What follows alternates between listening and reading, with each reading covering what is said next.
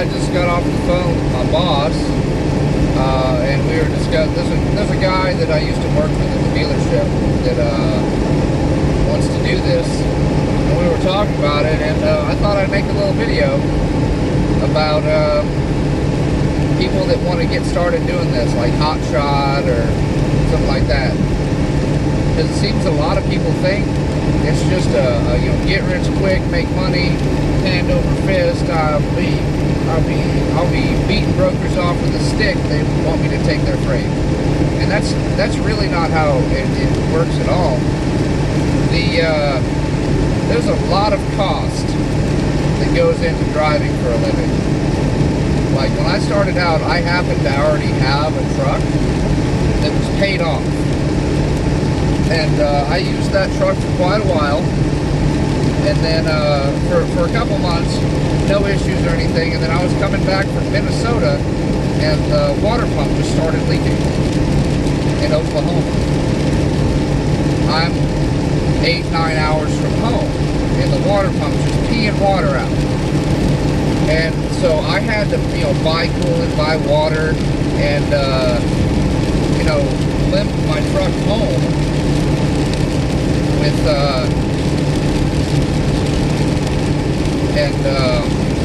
and repair it. And I said in the previous video that I happen to be a competent technician, and I don't want to think about how much it would have cost me to get all the water pump and everything replaced at a shop, because just in parts it cost me $1,000 just for the water pump, gaskets, coolant. Hell, I spent over $100 on coolant. And there's a big cost to this business. And then about a couple months ago in that truck, I happened to get into an accident in Louisiana. I live in Houston, Texas. And so my boss, being the fantastic person he is, came out and we loaded my broken truck up on the back of the trailer it was pulling, and he brought me all the way home. He didn't have to do that. That was good of him. And it would have cost me so much to get that truck home because it wasn't drivable. And now I'm a professional driver with no vehicle. And so I had to, borrow money here and there and take what I'd saved up and put a down payment on the truck that I'm driving now. And, I wish I hadn't have gotten the wreck, but it made me more cautious. So you take the good with the bad. And people that want to get into this need to understand that, excuse me,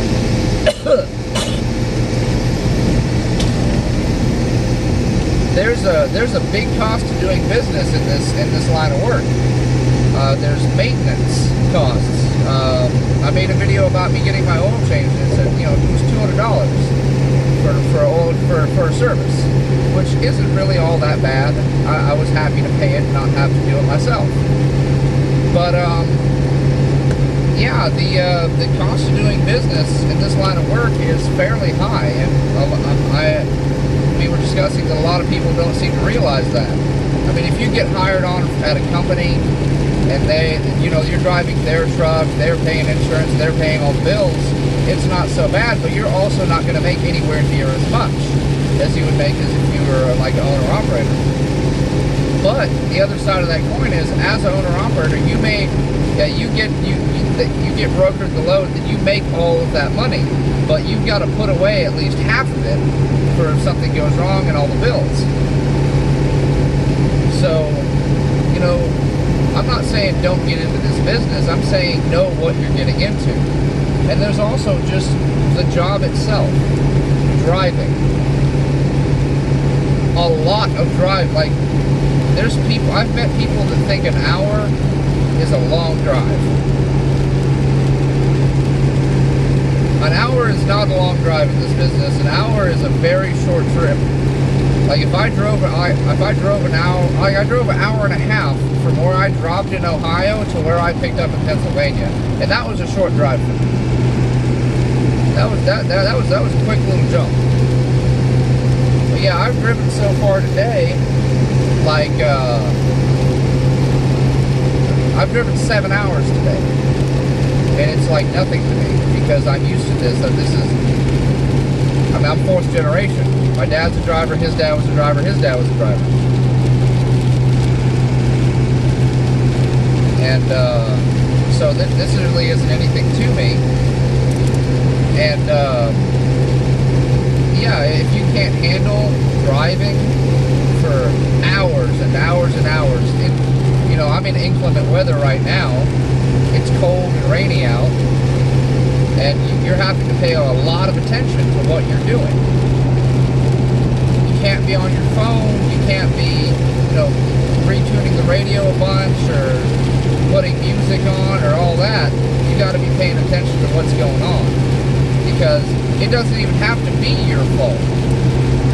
You could get taken out by somebody that just isn't paying attention and sideswipes you, and then you lose control and go off the road. And you're out of the vehicle, out of state. What are you going to do? Yes, it's their fault, but your vehicle's broken. So if an accident is preventable, by all means prevent it. That's sort of the mindset of a lot of companies. They don't care whether or not it was your fault. They care if it was preventable in the first place.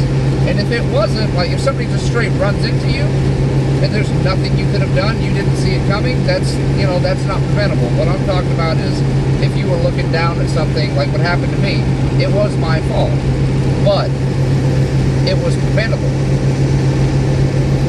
Like, I happened to look down at the wrong time. Look back up, guy in front of me stopped, nothing I can do. I tried to avoid it. I obviously didn't. My truck's sitting at home broken. I do plan on fixing it, but that's going to be even more money. It's probably going to cost me $5 grand to fix it.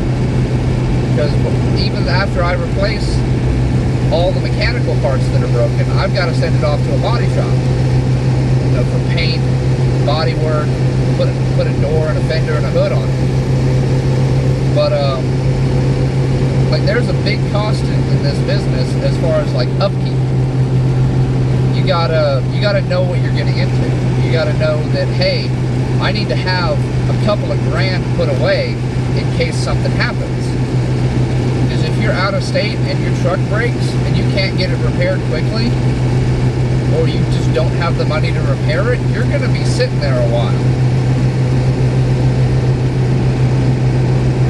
And that's something that I think that both me and my boss think that people don't realize. Like, I'm fortunate enough to not have to cover the cost of insurance. I will be covering my cost of the insurance, whatever it goes up, because of the wreck, which is reasonable. And give me for a second. I need to pay attention here. I need to get over a lane.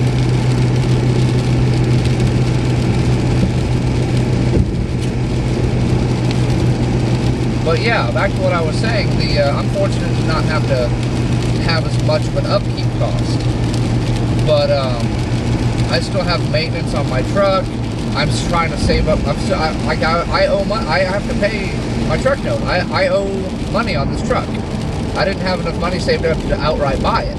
So I've got a truck note. I've got my own personal insurance. I've got bills at home, food. Fuel is a huge one. I've got a very large capacity tank on this vehicle, and it costs me, what cost me in the Northeast, over $300 to fill it. And that fuel will last me 1,000 miles, but you're going to spend a lot of money on fuel doing this job, so you got to have, you know, $500 put away just for fuel. And that's just for a couple of days.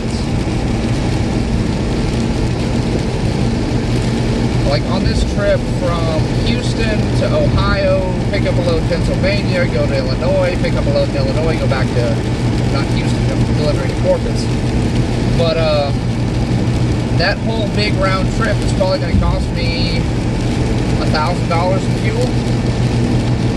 Probably a little less than that, but yeah, that's a grand in fuel, roughly. I always round up my fuel costs so that I don't get myself in a situation where Like, yeah, if I just try to calculate exactly what I'm going to need for fuel,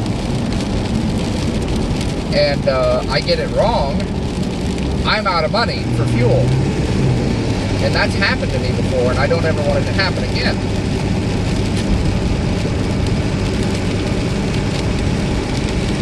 So, yeah, I just wanted to make this little video about there's a lot of cost to doing this line of work. It's not where it makes it not worth it, but it's something that people that want to get into this line of work need to know, need to realize. Because it's not all sunshine and rainbows and making money hand over fist. Just, you know, I'm swimming in the dough like Scrooge McDuck. It's there's you know, costs that have to be paid. There's she'll start to fog up here. There's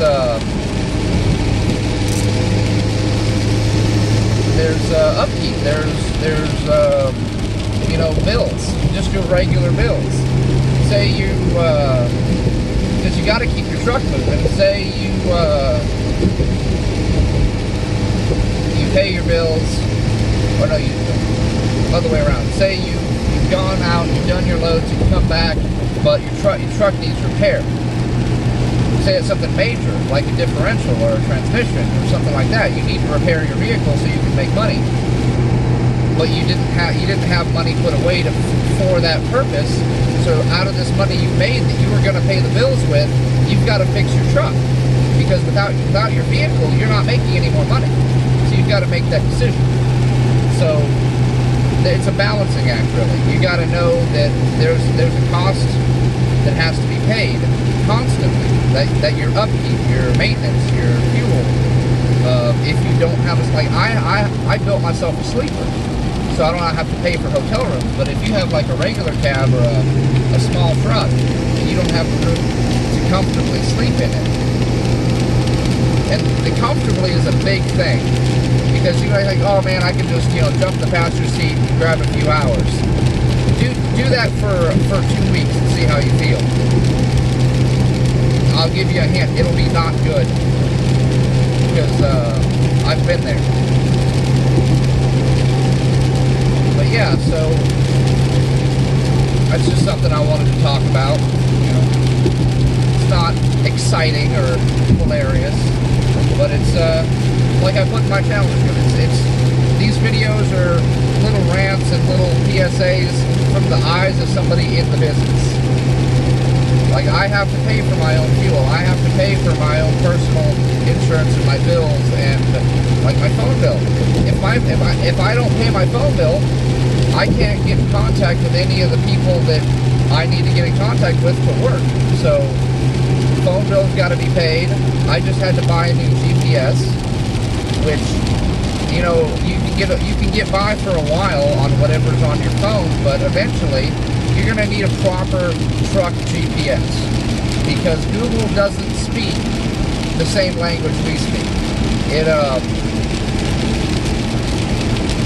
They don't factor in truck routes and everything like that, and the fact whether or not you're even allowed down a road, because there are roads where trucks just aren't allowed, and they're actually fairly common in cities and stuff, where, you know, trucks just are not allowed. And if Google tries to take you down one of those roads and you get pulled over, you can't just hold your phone up and be like, it told me to go this way. And the cop will point to the sign that says no trucks allowed. And you'll, you know, hang on a second here. I need to pay attention to driving. Yeah, and that's the other thing, is I'm enjoying making these videos, but I'm not gonna, you know, stop everything I'm doing to just pay attention to the content, because this is my bread and butter. I'm gonna priority one for me is paying attention on what's going on out the windshield. And you may not see what I'm talking about, because it may be going on behind me. Like, I just had to change lanes, and I was in the left lane, there was another truck in the right lane, we both wanted the middle lane. So I had to accelerate a bit and get in front of him. And then he was a nice enough person that when he got over, he gave me lights when I could come over. So you courteous. I appreciate that. Let me give him a little thank you blank. And, yeah.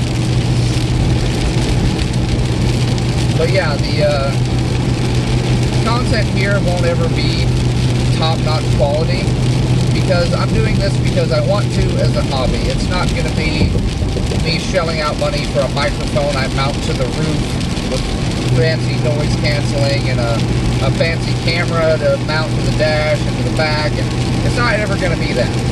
It's just something that I wanted to do, that I have the ability to do, and I'm doing it for fun. And if you like the content, thanks. I appreciate it. And if you don't, well, there's plenty of other videos on YouTube. Get you some of that. And, yeah, so, back to what the hell was I on about? Oh yeah, cost of doing business. Well, yeah, I just wanted to talk about that, say a few things, put my 2 cents in, that it's not all, this business isn't all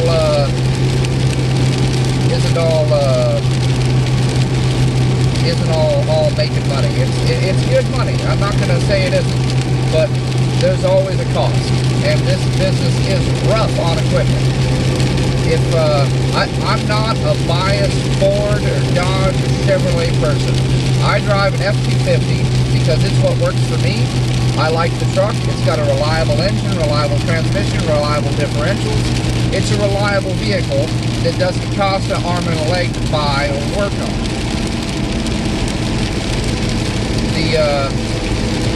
Like there's the guy that I was talking to that wants to get into this business. He doesn't like Ford. I'm like, well, sorry. With your financial situation, a Ford is what you're buying if you're getting into this business. You're going to get a Ford with a 7.3, you're going to get a 4-wheel drive because it snows in places. And that's what you need to get. And he said he didn't want it. He wants a Chevy. Here's the issue. Of the 3 big truck brands, if you're going to buy a truck, and you're just getting into the business, and you don't have a lot of money, you'll want to get a 99 to a 2002 Ford. If you've got a decent amount of money in the bank, you'll want to get like a 5.9 Cummins or something like that. Something with a good track record. Cummins engine, manual gearbox, good quality vehicle. The Fords and the Dodges are pretty much the kingmakers of this business. The Chevys look pretty and they ride good. And there's other benefits to them. I'm struggling to think of them. Like, they ride good, they're comfortable, they're nice, but they're really expensive to buy, and they're really expensive when they break. And they're temperamental. I've seen more Chevys. I mean, I'm not talking about your half tons and your small tons. I'm talking about trucks that work. 3/4 ton and up. I've seen more Chevys in these small diesel shops than I've seen any other brand of truck. Well, no, that's not entirely true. I'll take that back. There's a lot of Fords, but not the 7.3. It's always the 6.0 or the 6.4. But Chevy's been using the same engine. Ford's been used different engines over the years. Chevy's been using the same engine, and it brakes at the same rate. So, I mean, if you've got the money to just run a Chevy and you religiously maintain it and you're really careful with it and all that, and you don't beat on it like I can beat on this truck, then, you know, run your Chevy and be happy, you do you. But the Chevrolet, and I'm not biased, well, I am a little bit, I'll admit it, but it's just fact. The Chevy will run you more in upkeep costs, the thing I was talking about, than any other brand. My boss has a 14 Dodge Ram 3500. It's a nice truck. It rides good. Oh my God, it's quiet. I'm used to this loud ass truck, so when I rode that thing, I'm like, holy crap! I don't have to shout. And yeah, it's nice. But he's had to put a transmission in it. He's had to put 2 rear diffs in it, but only 2 because of the guy that screwed him over.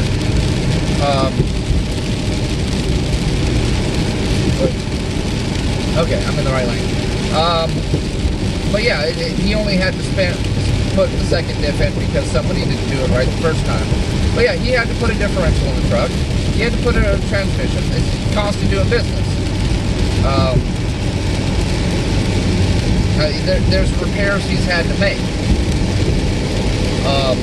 My white truck, I had to put a water pump on it. Before I started this business, I had already put a transmission in it. So that's not, I wasn't super worried about the transmission. And the differential was stock. But he has put 350,000 miles on that truck in a little under 4 years. This business is rough on equipment, and if the equipment can't take the abuse, you're gonna have to find you some better equipment. And that goes for trailers too. When I was starting out, I mentioned to him that I was gonna go to Big Tex and see if I could finance a trailer, and he told me no, because I didn't know this, and I'm probably gonna piss some people off when I say this. Apparently, Big Tex trailers aren't built as good as other brands. PJ is the way to go. This is what I've been told. This is my experience. PJ is the way to go if you want a good quality, solid built trailer. Now I know that. I'm passing that information on. And I think this video is dragging on a bit. Holy crap, I've been rambling for 20 minutes. But anyway, oh man, this is going to take forever to upload. But yeah, so let me get back to what I was saying. It's the cost of doing business. Always do your research, which is the same thing I said before in the other video when I was talking about when I got my oil change. There's costs to everything. Like, I was a technician for 3 years. I spent tens of thousands of dollars on tools. And I got my use out of most of those tools. I carry some of them with me in case something happens. And so I can do my own work. There's times I don't want to do my own work, but I will do it because it's not financially viable for me to pay somebody else to do it. Like if the water pump on this truck went out or something, or a differential, or an injector, I would do the work because I don't have the money to pay somebody else to do it. But if I had the money, I would pay somebody to do the work because it would get done quicker and it would have a warranty. So there's ups and downs to everything. And the main thing is, if you're gonna buy a vehicle, do your research. If you're gonna buy a trailer, do your research. If you're gonna change careers, for fuck's sake, do your research. I kind of knew what I was getting into because I've got truck drivers in my family, and the guy that I'm working for now is my friend, and he was able to explain to me what I was getting into. So I kind of knew. But if you don't know people that are really in the business, do your research. Look up videos like Pluggo. Look up videos like this one. Talk to people that are in the business, and if you don't know anybody, find somebody.